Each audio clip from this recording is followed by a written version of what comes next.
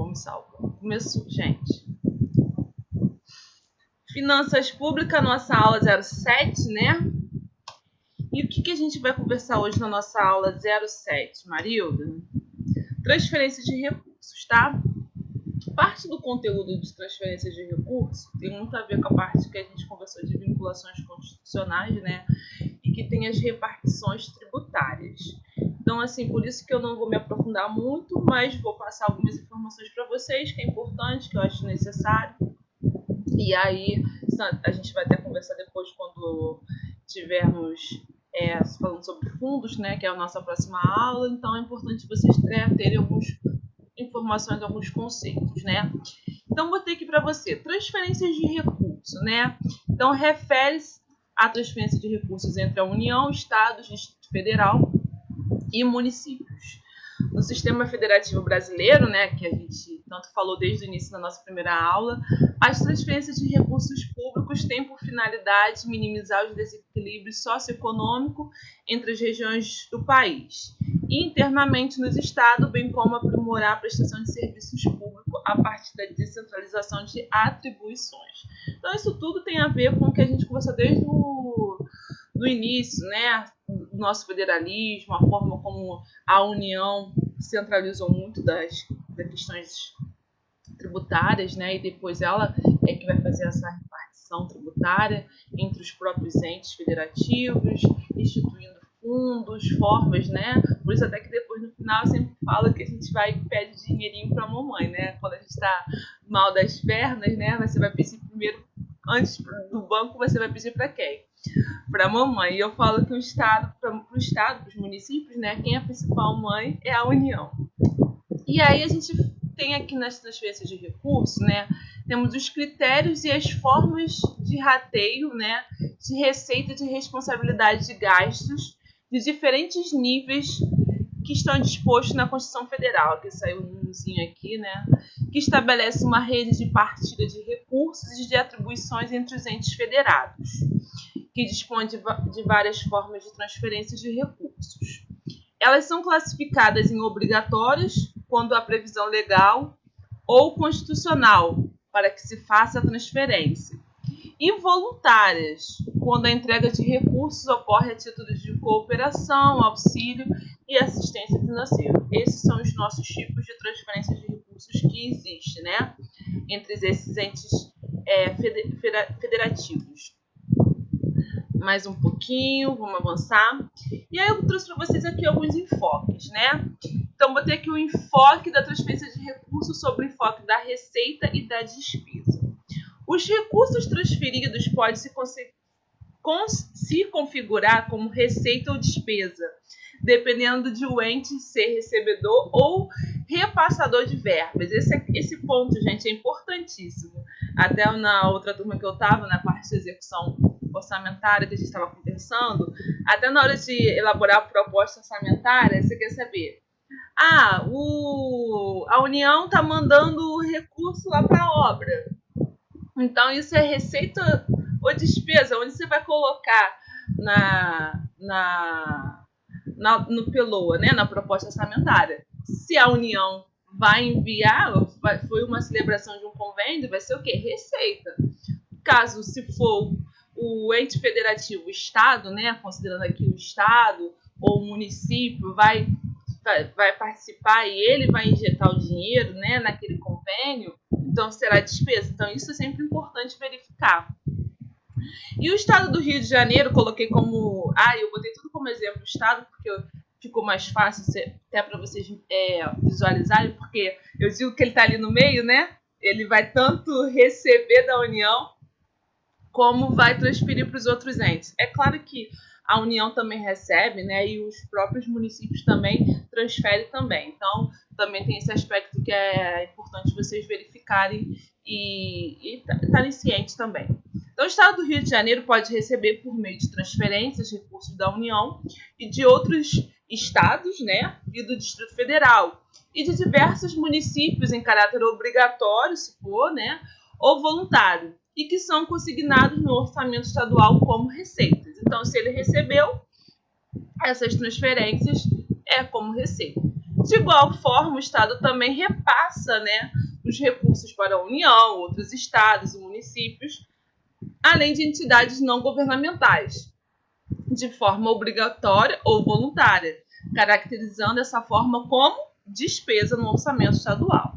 Então, isso aqui é importante. Aí, colocamos assim esse quadrinho, vamos dizer, essa figura, aqui mostrando, né? Então, a União, outros estados, municípios e entidades, quando envia para o Estado, receita. E se o Estado tiver que transferir esses recursos, são as despesas, também para os mesmos aspectos, União, outros estados, municípios ou entidades privadas, né?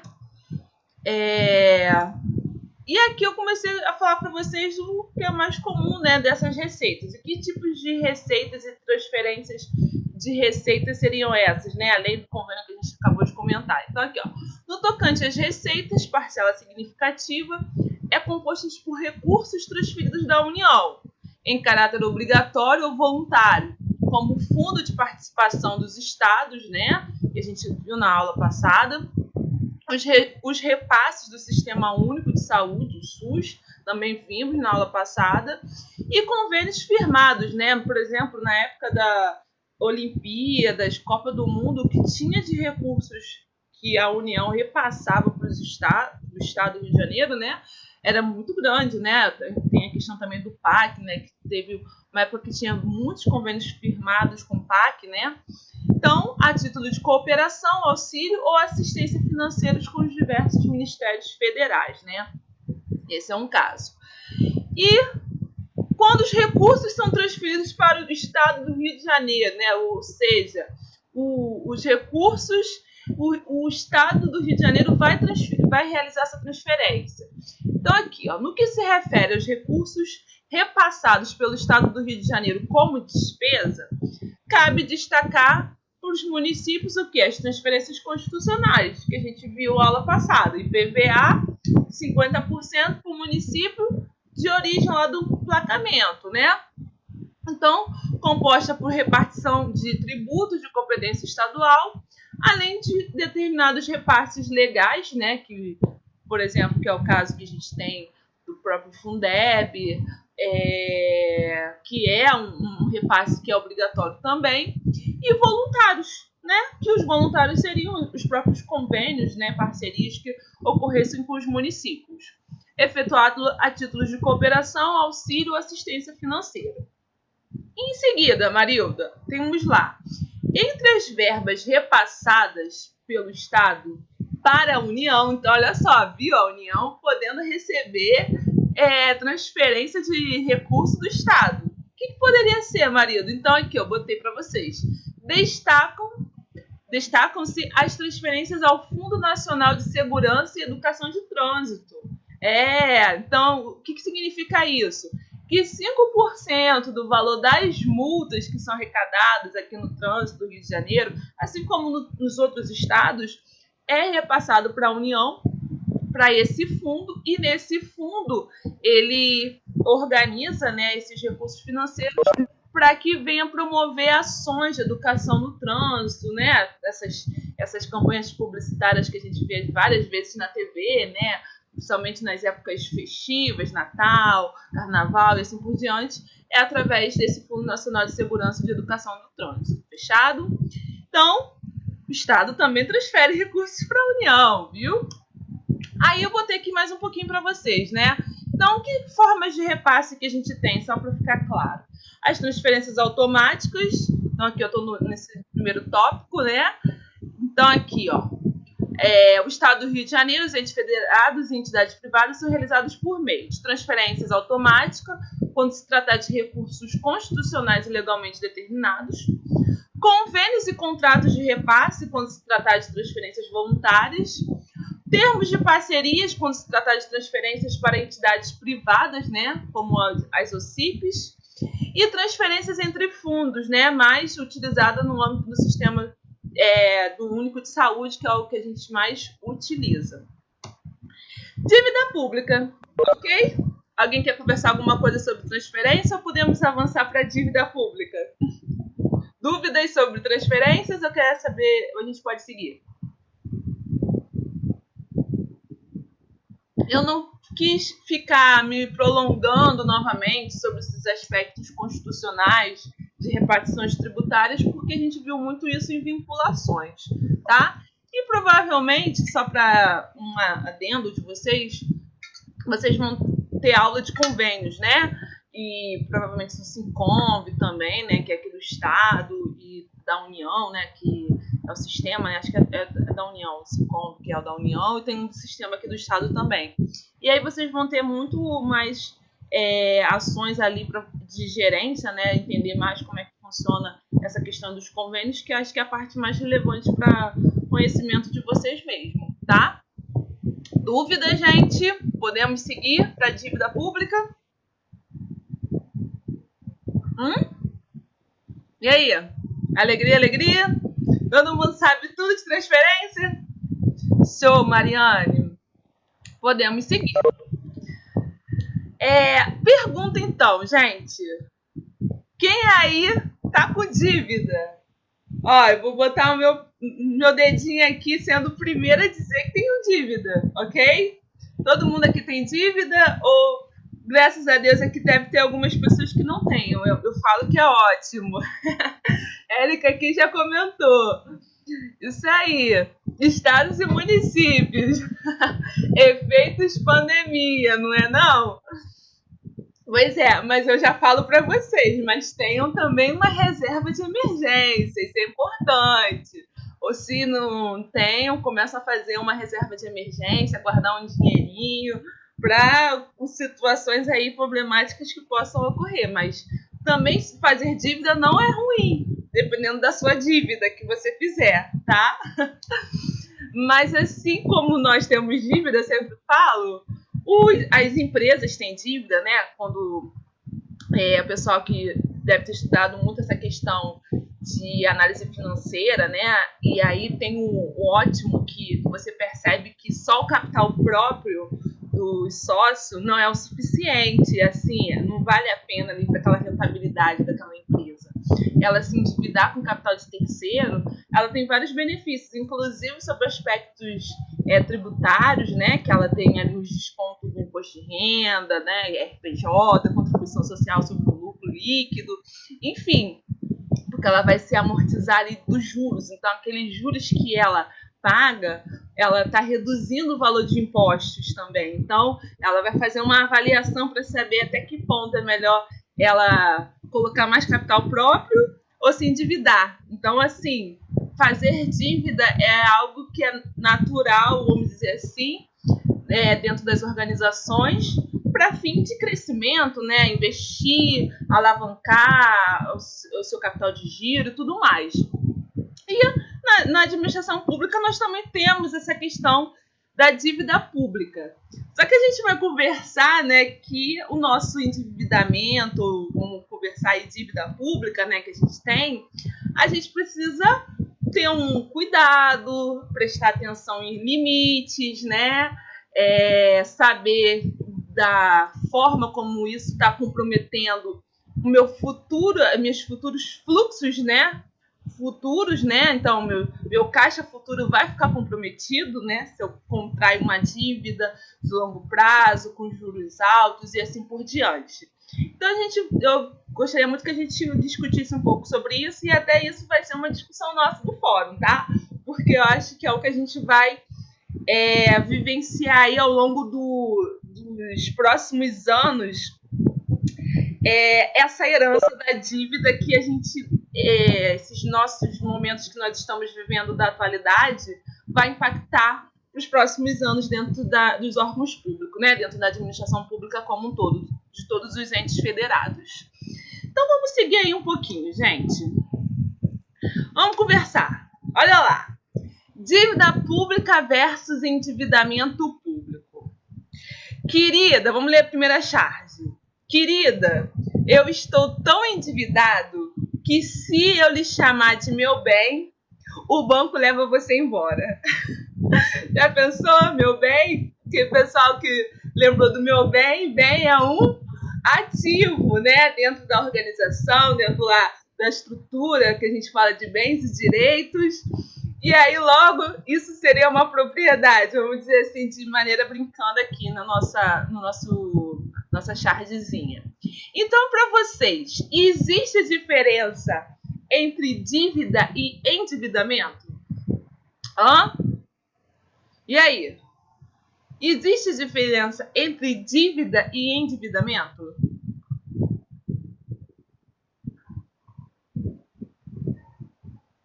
Existe ou não existe?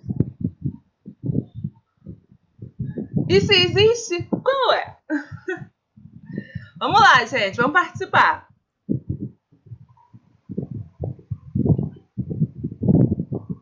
Ai, ai, ai. Tá todo mundo endividado que tá até com medo. Ou tá com dívida? Ih, não sei. Tá endividado ou tá com dívida? Vamos lá. Não sei se cabe, mas vejo dívida como algo de mais longo prazo. Bom, isso aí. Algo mais de longo prazo. E o endividamento seria algo de mais curto, então, dessa forma, né, Mariane? Isso. E aí, mais alguém para contribuir? Qual a diferença de dívida pública e endividamento público?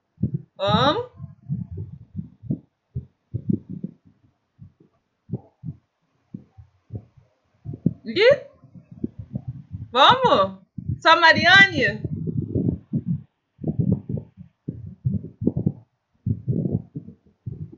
Alegria, alegria, gente. Segunda-feira.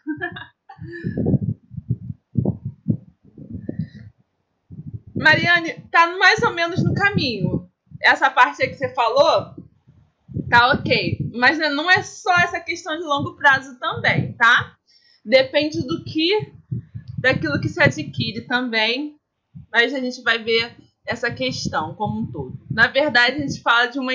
Não só se adquire, né? É aquele do contido. A está contido em B, que B está contido e assim por diante. É mais ou menos isso. Aquela coisinha que a gente aprende lá dos conjuntos. Lembrei. Estava querendo lembrar e não lembrava. Dos conjuntos que a gente aprende lá em matemática. Então, vamos ver. Dívida pública e endividamento público. Aqui, gente, olha só. Dívida é o estoque. O saldo, o quanto se deve. Tá ok? E logo é um conjunto de diversas, vamos dizer, operações, de passivos, obrigações e assim por diante, tá? E o endividamento, Marilda, é o fluxo, o quanto a dívida aumentou, limitado pela capacidade de pagamento, tá ok? Então, lá, a dívida, eu tenho o saldo de um exercício para o outro, tá ok? Que geralmente eu vou registrar como um passivo dentro do meu balanço patrimonial, né? Registro na contabilidade. E esse endividamento é uma análise, tá? O endividamento vai ser a minha análise. Vai ser a forma como eu vou avaliar, né, o nível dessa minha dívida. Mas tem outro aspecto que eu acho importante também vocês verem sobre a questão de dívida e o endividamento, tá? Então, dívida, mais uma vez, é o estoque, o saldo, o quanto se deve.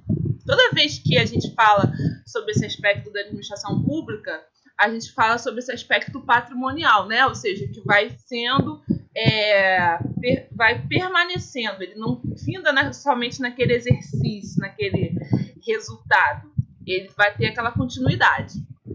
E já o fluxo, quanto a dívida aumentou, limitado pela minha capacidade de pagamento. Então, imagina a seguinte situação, vou ter aqui para vocês.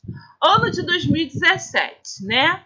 Eu tenho um saldo devedor de 200 mil e de 50 mil, né? Que foi o quê? Uma casa que eu comprei e um carro. Aí eu paguei, né? Na verdade, eu tô no ano de 2017 com essa dívida, vamos dizer assim dessa forma. Vamos dizer que foi isso em dezembro de 2017, então eu não paguei nenhuma parcela ainda, então essas parcelas estão em ano, então não fiz nenhum pagamento de parcela, nem juros ali. Vamos desprezar os juros por enquanto. E aí, 2018, 2019, 2020, não disse aqui quantas parcelas são, eu teria que pagar 20 e 10 mil de parcelas, tá? Então, seria 30 mil no ano, ok? E aí, vamos dizer logo que o meu estoque da minha dívida foi de 250 mil. O total da minha dívida em 2017 foi 250 mil. Aí chegou no ano de 2018. Eu cheguei nesse ano, eu fiz uma outra operação. O que foi uma outra operação, Marilda? Eu comprei esse sofá maravilhoso, lindo, tá vendo? Bem importante, sabe? Para estar lá na presidência, lá no Planalto. 15 mil vai ser o valor. O financiamento lá estudantil também foi importante. Então, mais essa operação de 20 mil. Logo, 35 mil foi o meu endividamento no período de 2018, porque os outros parcelamentos aqui eu vou pagar só agora em 2019, 2020 e 2021. Só que eu já tinha lá em 2017, aqui ó, 250 mil, ok? Vou botar aqui para vocês. Em 2017, eu já tinha aqui 250 mil, concorda? Então, voltando lá na outra, no endividamento agora para esse período, eu tenho 35 mil porque foi uma nova operação ali que eu realizei nesse momento, né? Então, quanto que a minha vida ficou em 2018? Eu tive aqui, ó, um saldo anterior de 2.220, né? Que era referente à questão lá do meu imóvel, né? Parcelas pagas foram 20 mil e o saldo atual foi de 180. O meu carro foi 50 mil, a parcela que eu paguei 10 e o saldo atual ficou 40. Quanto que eu tive aqui, né, de operações aqui a respeito, né? Eu tive 15 mil e eu tive 20 mil, né? Que foi do financiamento do FIES e esse sofá aí, standard, maravilhoso e tudo mais. Logo, eu tive um total da minha dívida, né? De 220 e com 40, 220. E eu tive um endividamento de 35 mil. Aí vocês me perguntam, Marilda, então, qual foi o valor da sua dívida em 2018? Foi 220? Eu vou falar. O valor total da minha dívida foi 220 mais 35. Minha dívida completa. Todavia, o meu endividamento público, ou seja, o meu fluxo que aumentou, né, naquele período, foi de mais 35. Porque eu já tinha uma dívida anterior de quanto? De 250. Concorda? Então, eu posso dizer que se eu tinha em 2017, ó, vou voltar aqui para vocês. Se eu tinha em 2017 250 mil, como eu paguei, voltando aqui, como eu paguei aqui,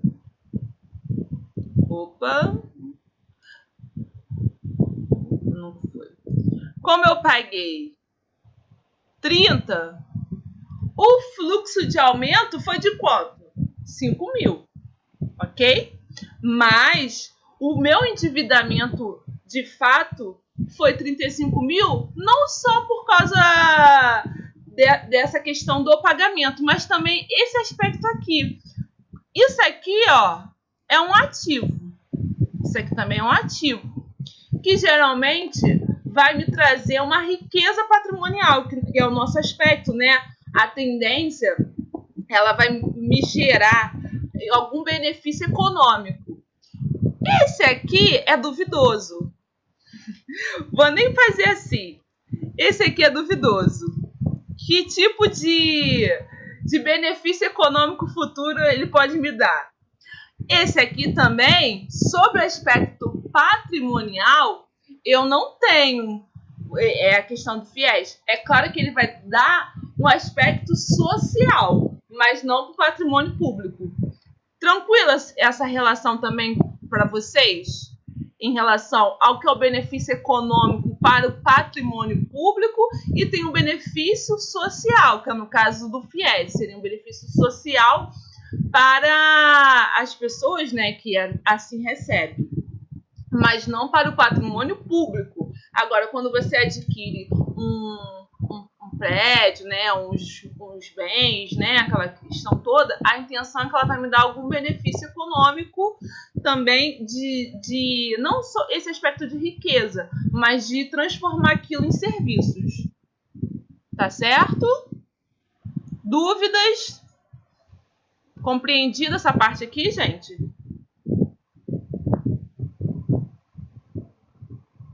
Vocês estão tão caladinhos. Vocês estão comigo? Show? Obrigada, Mariane. Show. Então, vamos seguir um pouquinho mais. Então, olha lá. O endividamento público é a captação de recursos financeiros, né? Vamos dizer assim, de maneira genérica, feita pelo Estado junto a terceiros, de forma contratual e a encargos.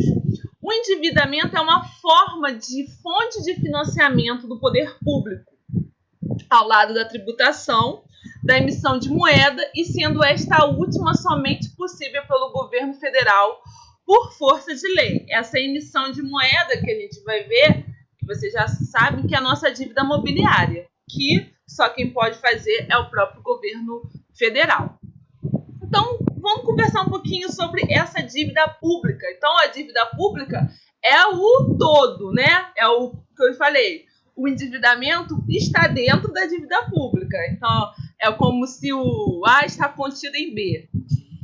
E, dentro dessa dívida pública, tem dois conceitos importantes que a Lei 4.320 traz para a gente, que é a dívida pública flutuante e a dívida pública consolidada. Então, vamos conversar um pouquinho logo sobre a dívida pública flutuante. A dívida pública é composta pela dívida flutuante e pela dívida consolidada ou fundada, né?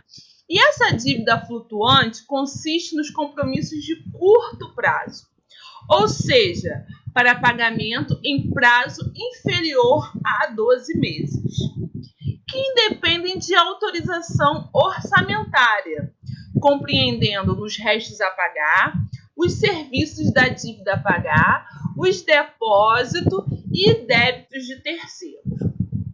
É importante aqui frisar que depois, quando vocês vão estudar restos a pagar, existe umas peculiaridades, né, do restos a pagar. Percebam que eu coloquei que é inferior a 12 meses, né? Vamos dizer que praticamente 12 meses.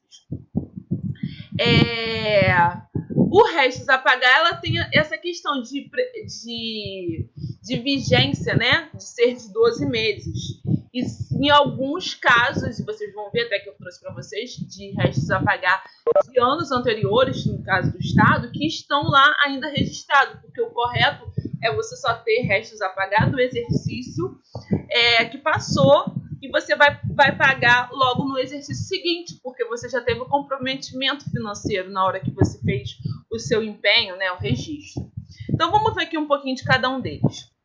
O restos a pagar mesmo. Então, eles são o quê? Despesas empenhadas e não pagas até 31 de dezembro do ano anterior, devendo ser discriminados em processados e não processados. Então, os processados são aqueles que foram empenhados e liquidados, ou seja, teve o estágio do empenho, da liquidação, vocês vão ver na parte de orçamento isso. E os não processados foram apenas empenhados, tá? É nesse aspecto. E é importante, eu vou até conversar alguns aspectos com vocês hoje, no último ano de mandato de um governo, é vedada a inscrição de restos a pagar sem suficiente disponibilidade financeira para o seu pagamento, tá? Seguindo um pouquinho, Serviço da dívida. Aí várias pessoas falam, o que é esse serviço da dívida, Marilda? O que é isso? Então, olha lá. Os serviços da dívida, antes de tudo, são um tipo de restos a pagar. Na verdade, tudo que falta pagar é um restos a pagar, mas é importante deixar claro para vocês isso. Passaram pelo estágio, né, do empenho, da liquidação, porque é devido, mas não foram pagos no respectivo exercício. Então, o que geralmente são esses serviços da dívida? São os montantes relativos aos encargos, juros e correção monetária e a parte da amortização do principal da dívida fundada ou consolidada, que a gente vai ver que a dívida fundada ou consolidada é superior a 12 meses. Só que a gente tem as apropriações do empréstimo. Vamos pensar aí o pessoal que tem financiamento da casa própria ou o pessoal que também já conhece, né? O financiamento lá é de 30 anos, 20 anos e tudo mais, mas se tem uma parcela de apropriação anual daquela contração daquele empréstimo, daquele financiamento. Assim como tem os juros e aí várias coisas, né? Às vezes tem seguro, pode ter, dependendo da situação ali de contrato, correção monetária, é o mesmo aspecto. Então, o serviço da dívida é você entender que é essa prestação com tudo ali, sabendo que quando vocês estudarem na parte orçamentária, não ficam registrados tudo numa conta só orçamentária, porque parte disso aí é uma despesa corrente e outra parte é uma despesa de capital, tá? Isso é importante destacar. E dívida flutuante, o que é isso? O que é isso na parte de depósitos? Os depósitos representam as cauções para garantias de contrato. E também pode ser depósitos judiciais, tá? Pode ser também consignações, então, garantias de contrato, consignações, retenções de obrigações de terceiros a recolher, ou outros depósitos.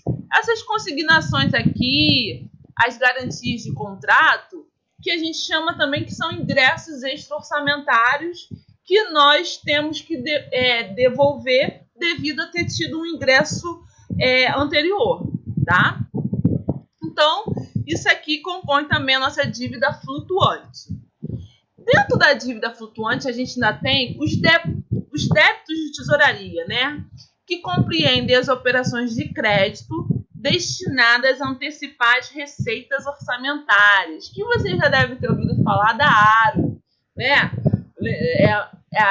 Dependendo da situação, são essas antecipações que você solicita ali de um fluxo bancário, né? Um exemplo, você sabe que já tem um recurso para entrar tanto de imposto, né, que os vencimentos é no dia 20, né, e aí entra os pagamentos de DARF, assim por diante, e aí você solicita um adiantamento antes desse valor, né, naquele período, para que você tenha ali um caixa ali naquele momento, e aí quando chegar no dia 20, o banco vai e faz o desconto daquele débito de tesouraria, né, que foi necessário.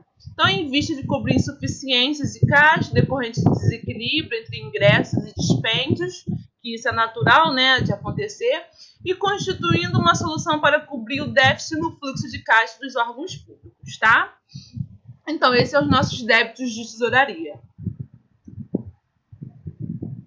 Seguindo mais um pouquinho, nós chegamos na dívida consolidada. Então, lembrando que a nossa dívida pública é dividida entre dívida flutuante e dívida consolidada fundada, tá? E aí, a dívida consolidada corresponde ao total das obrigações assumidas em decorrências de leis. Olha quanta coisa tem. De leis, contratos, convênios ou tratados de realização de operações de créditos para pagamento em prazo superior a 12 meses. De obrigações contraídas com vista a atender a desequilíbrio orçamentário ou até financiamentos de obras e serviços públicos.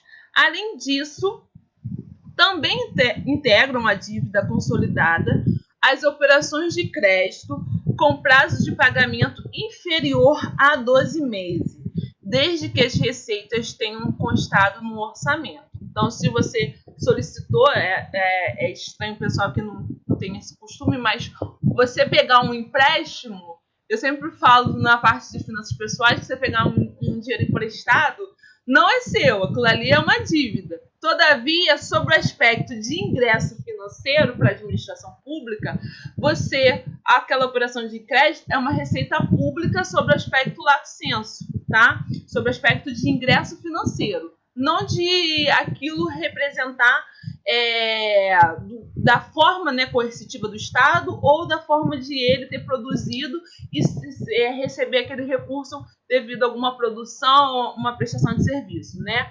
Então, se essa operação de crédito foi recebida naquele orçamento, vai estar ali mesmo que seja inferior aos 12 meses. Mas por que, Marilda?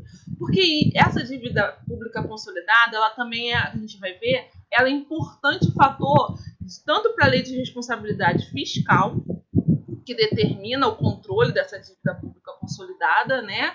E ela tem um limite que você pode chegar de contrair essa dívida pública. Então, como eu divido em flutuante e consolidada, então eu quero saber que nessa consolidada, mesmo esses inferiores a 12 meses também vão entrar ali a fim de controle institucional, né? Vamos dizer, legal, né?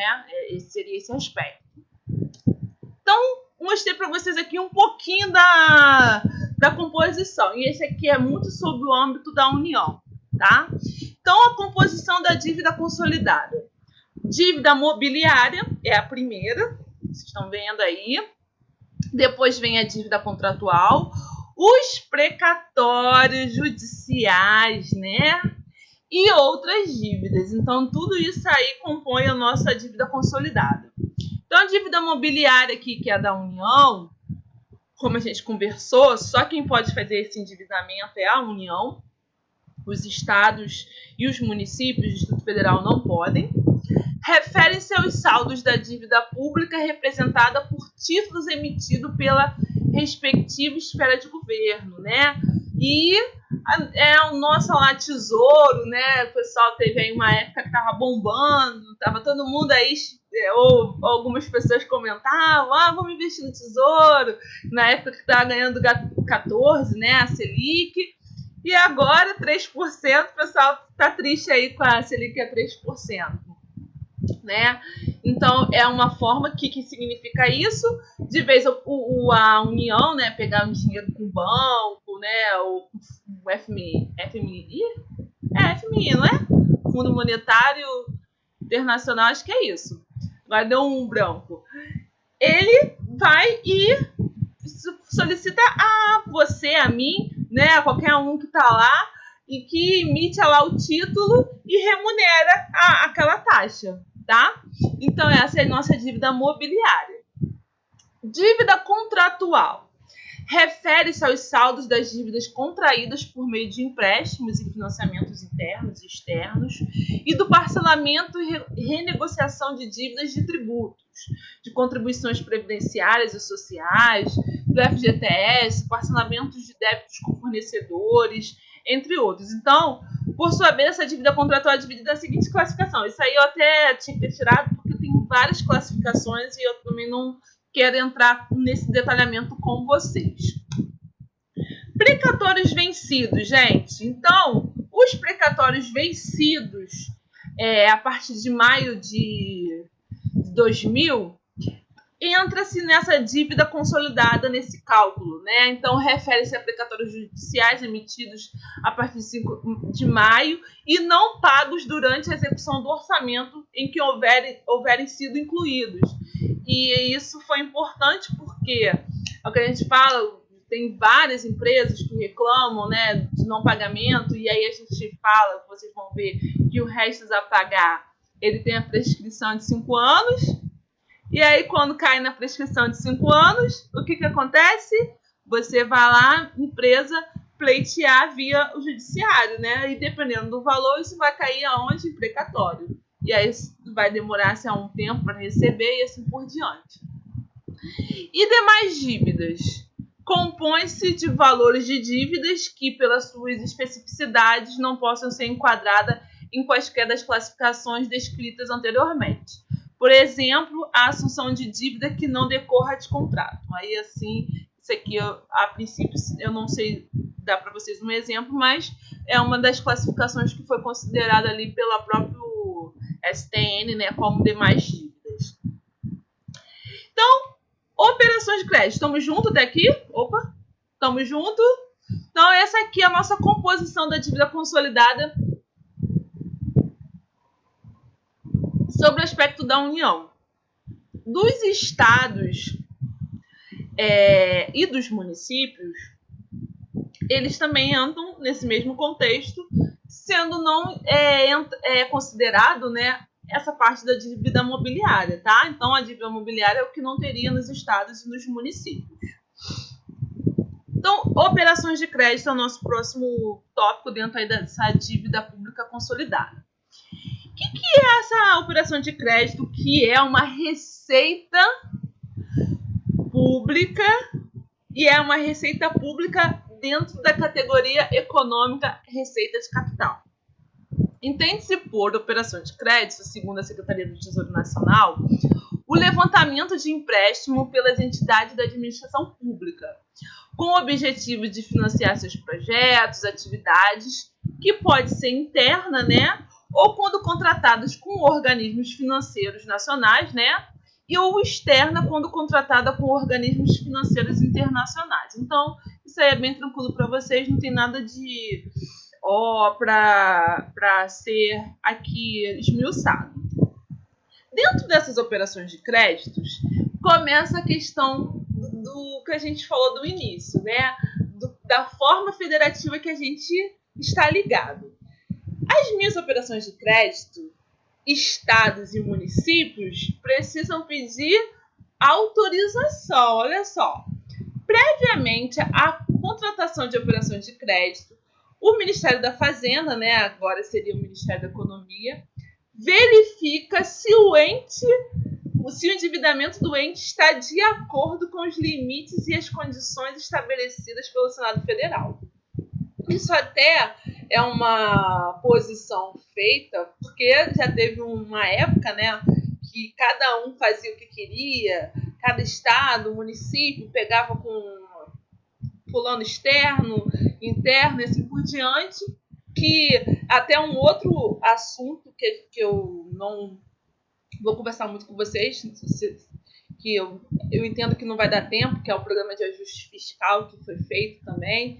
E aí, se for o caso, numa aula de responsabilidade fiscal dentro da LRF, acho que fica muito legal falar sobre isso, o programa de ajuste fiscal.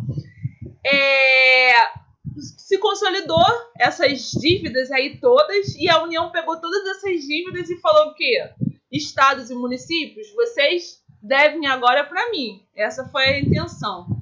Só que ao longo do tempo, né, isso foi acontecendo que só devia para a União, mas a gente viu que depois foi se afrouxando.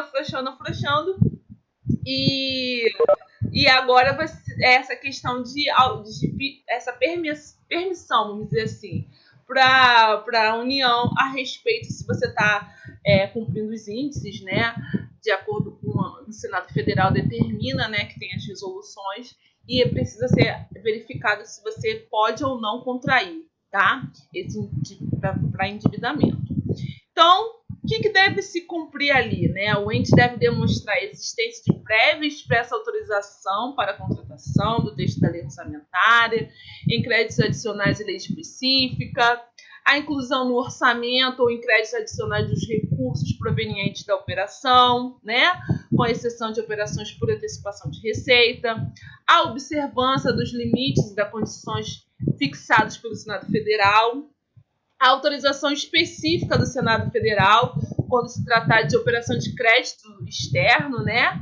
E a limitação do valor de operações de crédito ao montante das despesas de capital, né? Que é a nossa regra de ouro, que a gente vai ver mais um pouquinho só para relembrar.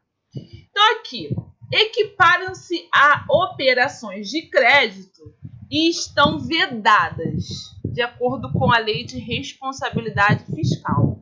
Então, entende-se que isso também é uma operação de crédito, tá?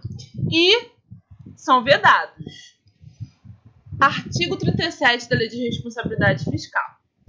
Captação de recurso a título de antecipação de receita de tributo ou contribuição cujo fato gerador não tenha ocorrido. Ok? O recebimento antecipado de valores de empresa em poder público que detenha ou indiretamente a maioria do capital social com direito a voto, salvo lucros ou dividendos na forma da legislação. Assunção direta de compromisso de confissão de dívida, operação assemelhada com fornecedor de bens, mercadorias ou serviço, mediante a emissão, aceite ou aval de títulos de crédito, não se aplicando esta vedação a empresas estatais dependentes. E a outra é a assunção de obrigação sem autorização orçamentária, isso aqui é péssimo, né? Com fornecedor para pagamento a posteriori de bens e serviços. Isso é uma questão aqui que vocês têm que tomar muito cuidado, pessoal que está aí nos órgãos setoriais, né? Eu sei porque eu já estava vendo e isso foi uma das minhas preocupações. Vou escrever porque não vai dar para falar, não.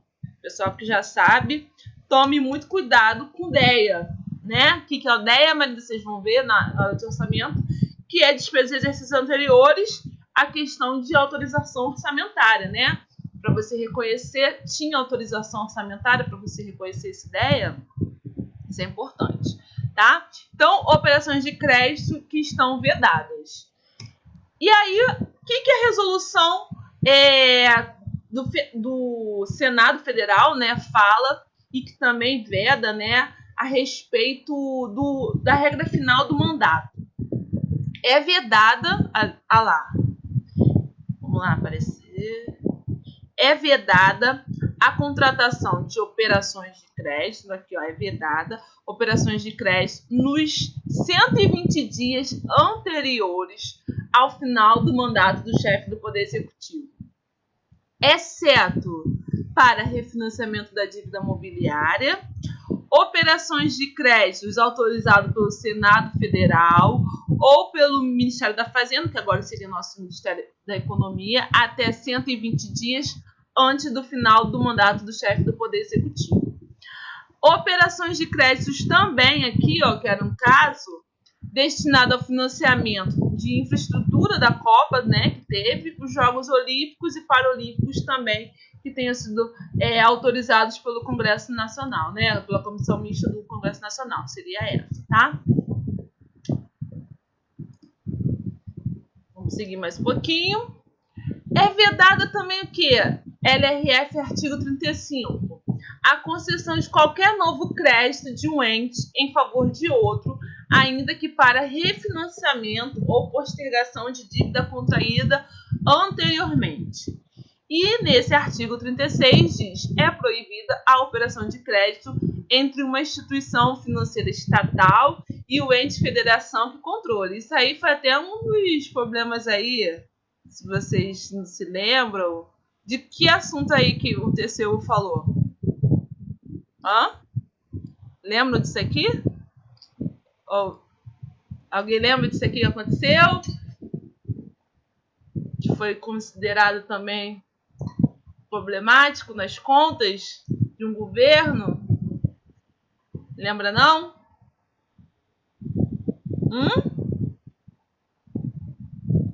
Pedalada fiscal.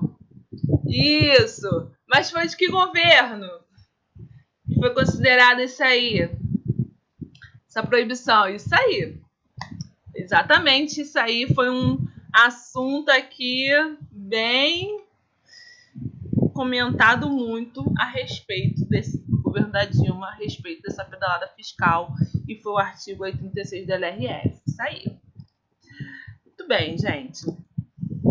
Regra de ouro, só para a gente ficar claro também. Usou uma espécie de limite, e isso foi na Caixa, Isso aí, na Caixa Econômica Federal para pagar o Bolsa Família.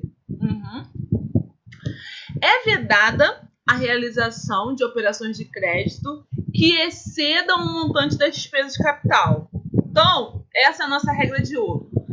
Que diz que é vedado você ter solicitado, né, receitas de operações de crédito naqueles exercícios que sejam superior ao montante total das suas despesas de capital. Que aí vocês vão ver que temos as despesas de investimentos, inversões financeiras e a própria amortização da dívida, tá? Aí ele considera aqui ressalvadas as autorizadas mediante acréditos suplementares ou especiais com finalidade precisa, aprovada pelo Poder Legislativo por maioria absoluta. Eu pensei que tivessem sido no Banco do Brasil. Bom, eu me recordo também na Caixa Econômica, Adriano. Mas pode dar uma pesquisadinha para saber se foi só se foi o BB ou se foi a Caixa Econômica mesmo. Mas o que eu me recordo também foi a Caixa. A Lei de Responsabilidade Fiscal também regulamenta a regra já prevista na Constituição Federal, né? Então, é aplicável aos montantes do exercício e é aplicável ao orçamento, à execução financeira. E o descumprimento da regra é o cancelamento da operação, da amortização, né? Ou a constituição de reserva. São uma das sanções que existe e, geralmente, todas as sanções que na própria Lei de Responsabilidade Fiscal é o não recebimento de transferências voluntárias, ou seja, não vai ser firmados novos convênios, né, com aquele ente federativo, praticamente, salvo que a gente fala que é saúde, educação e segurança, que não estaria dentro desse aspecto. Antecipação diária, Marildo. O que é essa antecipação diária? A antecipação diária também é uma operação de crédito, então é importante ficar claro que é uma operação de crédito. Se destina a atender uma insuficiência de caixa e só para aquele exercício financeiro. Inicia dia 10 e tem que terminar dia 10 de dezembro. Então, 10 de janeiro inicia, 10 de dezembro de cada ano fecha. A abertura de crédito junto à instituição financeira vencedora em processo de competitivo eletrônico, né? E aí a gente até faz uma certa venda, assim como tem não só esse aspecto da antecipação da receita orçamentária, no caso a venda da folha, né? Que eu acabei pensando aqui. Não será autorizada se forem cobrados outros encargos, né? Que não a taxa de juros da operação. Vedada quando existe aro em aberto e é vedado no último ano do mandato do chefe do Poder Executivo, tá? Então, isso aqui, a antecipação de receita orçamentária, geralmente você pode considerar também naquele momento ali do PELOA, né? Que você pode informar, do princípio da exclusividade que a gente tem e é uma das possibilidades desse princípio que ele fala, salvo a questão das operações de crédito por antecipação de receita orçamentária, que já pode ser incluído até ali nessa informação. E é solicitado até isso para o Legislativo. Contratação de operações de crédito. Aqui que é importante saber também. Como eu falei para vocês, a Aro não precisa, vou dizer, pedir a bênção, como assim, de maneira brincando, para a União, né? Que você vai contrair uma operação de crédito, até porque ela vai ter um início e fechamento dentro daquele exercício. Você não vai pegar uma operação de crédito para 30 anos numa área, operação de crédito para dentro de um exercício financeiro. Agora, operações de crédito que geralmente os entes querem pegar são operações de valores altos e que vai ser pago por anos, né? Ali, com certeza, por um período alto, de longo prazo. Então, essas operações podem ser internas, que nós chamamos, né, operações internas, e as externas. As operações internas, elas são apreciadas pela STN, né? Que é essa coordenação aqui, que é a coordenação dentro da STN que é responsável, que era ligado ao Ministério da Fazenda, que agora é o nosso Ministério da Economia, que indefere ou autoriza essa forma de pegar de acordo com a resolução 43 do artigo 21. tá? E as operações externas vai ser ela que vai apreciar também e vai definir se vai indeferir ou encaminhar parecer conclusivo para o Senado. Aí o Senado Federal que vai definir se vai para aquele ente federativo vai indeferir ou se vai ser aprovado aquela operação de crédito conforme a resolução 46, também artigo 28, inciso 1 e 2, tá? Então isso aqui são aspectos importantes dentro da operação de crédito nos entes, né, o Estado, o Distrito Federal e dos municípios, tem essas particularidades. E aí, Marilda, você falou que tem essa questão de operação de crédito, aí tem que pedir a bênção lá para a União na hora de solicitar uma operação de crédito e tudo mais. Enfim, temos que pedir. Depois disso, o que eles estão avaliando? Principalmente essa questão de se está cumprindo, né, os limites obrigatórios pela Lei de Responsabilidade Fiscal. E aí aqui eu coloquei para vocês algumas informações. Então aqui, os limites da dívida consolidada foram estabelecidos por resoluções do Senado Federal, em termos da dívida consolidada líquida, que corresponde à dívida consolidada ou fundada, deduzida as disponibilidades de caixa. Então eu vejo quanto que é a sua dívida pública consolidada baseado naquilo que a gente viu da composição.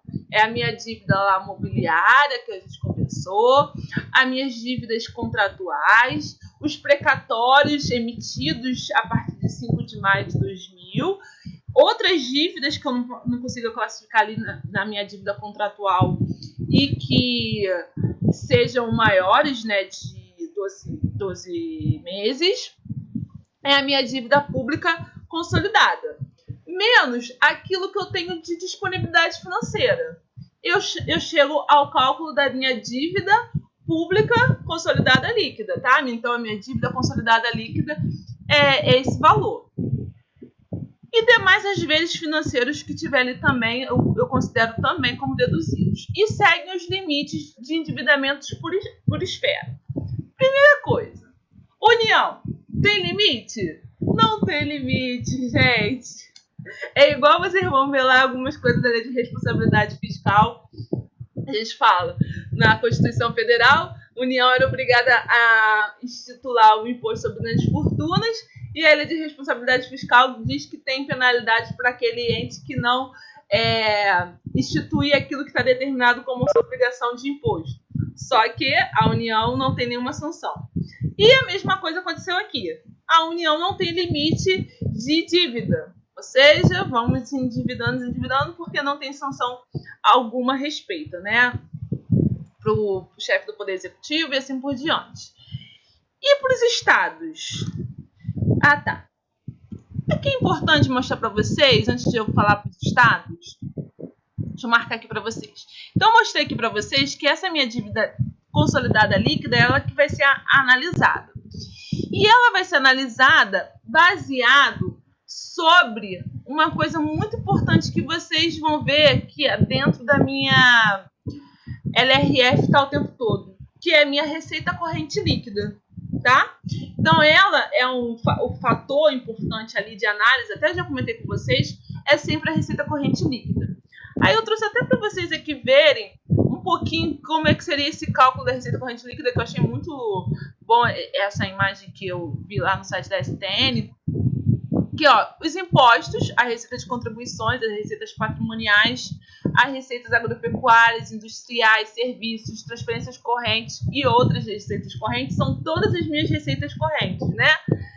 E o que estaria, por que é a líquida? É menos as minhas repartições tributárias constitucionais, menos as minhas contribuições aos servidores da previdenciários e outras deduções ali que possam ser importantes ali também deduzir, que aí tem suas discriminações, como o Fundeb, é um caso e tudo mais, que eu também tiro e chego na minha receita corrente líquida, tá? E quanto da minha receita corrente líquida em relação à minha dívida pública consolidada em relação aos estados, Marilda? Então, vamos lá. Então, aqui eu tenho a minha dívida consolidada ali, fundada, né, nesses que eu falei para vocês, é o bruto, menos a minha disponibilidade de caixa e demais haveres financeiros, eu chamo de dívida consolidada líquida. Então, o meu limite dos estados é 200% da receita corrente líquida. Então, imagina o seguinte, se eu tive uma receita corrente líquida de 50 bilhões, ok? Eu no estado total lá como estoque, lembra que eu falei que a dívida é um estoque? Então, que está lá como total da minha obrigação a pagar de dívida pública consolidada líquida, só pode ser quanto? 100 bilhões, tá certo? Então, é esse aspecto que é o meu limite de endividamento. E aqui, os municípios é quanto? 120%, ok? Então, mas no mesmo caso, se eu tenho uma receita corrente líquida de 50, 120% aí, até 60 bilhões é o valor que eu tenho a pagar aí de dívida ao longo dos anos. É o meu limite. Aí, nesse resumo aqui, eu coloquei outras informações importantes para vocês ficarem aqui para terem, até se vocês quiserem um dia consultar. A regra de ouro, né, que é no exercício corrente também, no anterior, não pode ultrapassar, aqui não saiu os benditos sinaizinhos, né? Então, a minha operação de crédito, ela vai ser menor, né? Vamos dizer, menor que o total das minhas despesas de capital, ou menor ou igual. As minhas dívidas de Estado não pode, tem que ser menor ou igual a 200%. As minhas dívidas dos municípios, menor ou igual a 120%. Aí aqui as operações de crédito no exercício, tá? Isso aqui são limites de quanto que eu adquiri naquele exercício, quanto que eu tenho de limite. Também o Senado Federal determina. Então, aqui para a União, tanto que eu tenho para os estados e Distrito Federal e municípios, quanto que é o limite para pagamento de amortização, juros e encargos da dívida para os estados, Distrito Federal e município, as garantias que a gente já tinha conversado na anterior, e a ARO também, qual é o limite que eu tenho de ARO também para aquele exercício ali, para a questão do meu endividamento, tá? Aí aqui tem uns aspectos que depois, detalhado em algumas situações, esse limite pode chegar a 32%. Coloquei aqui, aí tem que olhar esse artigo 9 aqui para vocês verem quais são as exceções. Eu achei que era muita coisa para a gente colocar aqui e ver. Tudo bem até aqui?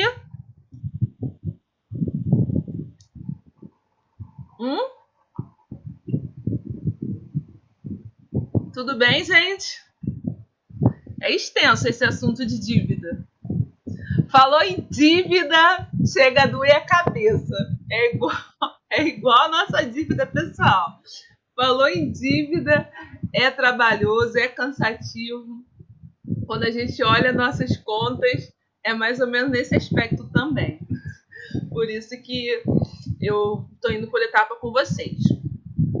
Podemos avançar para a securitização da dívida ou vocês querem dar um intervalo agora? O que vocês preferem? É um pouquinho também, não é muita coisa não, mas é um assunto também que é importante vocês terem esse conhecimento também. Então, intervalo, né? Vocês preferem intervalo. Então, vamos dar um intervalo de 20 minutinhos. Intervalo de 20 minutinhos.